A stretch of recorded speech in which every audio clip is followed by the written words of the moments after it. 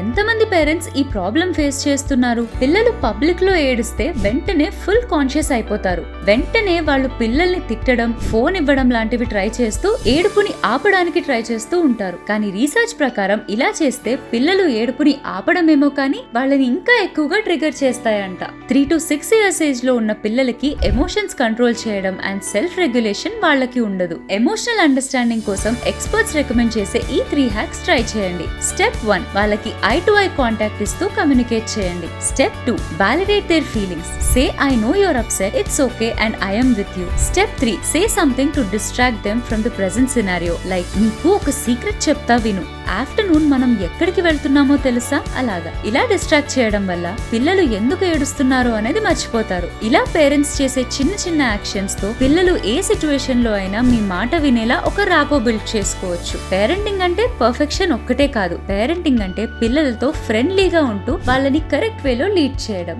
ఇవన్నీ simple and proven hacks for parents. ఇలాంటి ఎన్నో హ్యాక్స్ కోసం మా పేజ్ ని ఫాలో చేయండి. ఈ రీల్ ని లైక్ చేసి మీకు తెలిసిన పేరెంట్స్ కి షేర్ చేయండి.